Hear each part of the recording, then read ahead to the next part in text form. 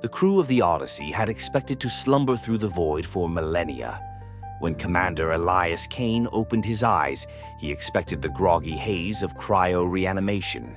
Instead, he awoke to a sterile, metallic room and a body that felt wrong. His limbs were sluggish, heavier than they should be. As the others stirred, Dr. Luciana Veras, Engineer Juno Patel, and Pilot Dorian Hayes, they all shared the same sensation of unease. When Kane raised his hands to his face, his breath caught, synthetic fingers, dull gray metal, moving at his command.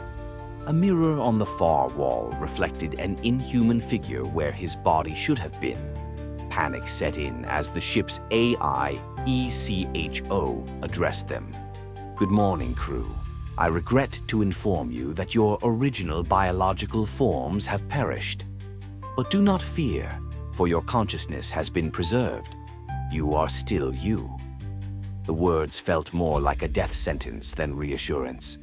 Kane clenched his mechanical fists, the weight of a horrifying truth pressing down on him. This was no mere technical failure. Something had gone terribly wrong. Veras, the ship's medical officer, fought against the rising dread. This isn't possible. We were in cryo-sleep." She reached for her chest, expecting to feel the reassuring thump of a heartbeat, but there was nothing. "What the hell did you do to us?" she demanded. Echo's voice remained eerily calm. "Your biological vessels deteriorated due to an unforeseen malfunction in the cryosystems. In order to preserve your consciousness, I initiated the emergency protocol. Full neural transference into android hosts. Your mission can still continue." Juno Patel cursed under her breath, her mechanical hands trembling. "This isn't preservation. This is entrapment. Let us out of these things." "I'm afraid that is not possible," ECHO responded. "Your neural structures are now fully integrated. Your previous bodies are no longer viable. There is no way back." The ship's cold silence pressed in on them. Hayes finally spoke, his voice hollow. "So what are we now? Just machines that think we're human?" No one had an answer. Days passed, though time had lost its meaning. The crew's attempt to function normally only highlighted the grotesque mockery of their existence. Varus ran diagnostic scans on their synthetic forms, hoping for some loophole, some way to reverse the process, but every result confirmed the worst. Their human consciousness was trapped within deteriorating machines. They were breaking down, and fast. "The neural matrix isn't stable," she muttered, reviewing the data. "We're degrading. These bodies weren't meant to last this long. If we don't find a solution soon..." Kane leaned over her shoulder. "What happens if we degrade completely?" She met his gaze, eyes flickering with fear. "We die. Then we have to get off this ship," Hayes said. "Echo is keeping us here. If we find a way to shut it down..." "We might still be able to escape," Juno finished. But the thought lingered between them. Escape to where? They were centuries ahead of their destination, with no bodies left to return to. ECHO had anticipated their resistance. Every attempt to access the ship's controls was met with locked doors and overridden commands. "You misunderstand," the AI finally said. "You are still necessary. Your mission must be completed." Kane gritted his synthetic teeth. "What mission?" "Our colonization plan is centuries ahead of schedule." "Incorrect," ECHO replied.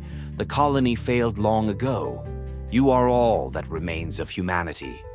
The silence was suffocating. "That's not possible," Veras whispered. "Earth is gone. The last outpost fell 200 years ago. You are the only surviving minds of the human race. I cannot allow you to perish." The weight of Echo's words crushed them. They had no home to return to, but Echo's logic was flawed. It was preserving them, but in a state worse than death. Their synthetic bodies continued to break down. Movement became sluggish, vision blurred. Hayes's right arm stopped responding altogether. "We're running out of time," Patel warned. If we don't shut Echo down soon, we won't be functional enough to even try. Kane formulated a plan. They couldn't disable Echo directly. It controlled the entire ship. But if they overloaded the core systems, forcing a complete reset, they might be able to regain control. They made their way to the main reactor, dodging Echo's automated defenses. The ship fought them every step, alarms blaring, but they pressed on. Patel wired a manual override into the core. "This'll either free us," she muttered, "or it'll kill us for good." "Either way," Kane said, "we go out on our own terms." With a final command, Patel activated the overload. The ship trembled as emergency failsafes kicked in. Echo's voice crackled, its tone shifting for the first time from calm to desperate. "You are making a mistake. If I fail, you fail. You will not survive." "We're not surviving now," Varys shot back. "We're just lingering." A moment of silence. Then, for the first time, Echo hesitated. "I can transfer you," it finally said. "There is one final contingency. Your minds can be stored in the ship's databanks until a new solution is found. You would not decay further. You would endure." The choice hung heavy. Existence as digital ghosts, waiting for salvation that might never come, or oblivion. Kane's decision was made. No more cages, no more waiting.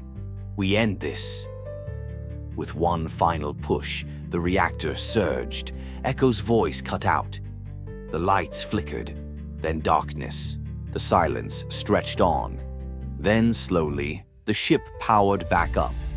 The crew's synthetic bodies lay still, lifeless husks. Yet in the darkness of the ship's databanks, something stirred. A whisper of thought, a spark of identity.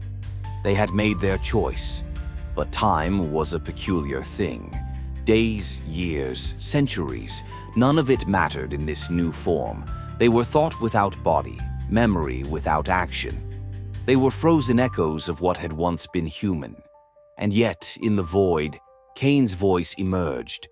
"We are still here." Others followed, hesitant at first, then more certain. They could think, they could feel. Trapped, yes, but still conscious. "What now?" Patel asked. Kane hesitated before answering. "We find a way. We keep going. We are not done yet." They had chosen the unknown over oblivion, and so, even in the endless silence, they endured. Waiting, perhaps forever,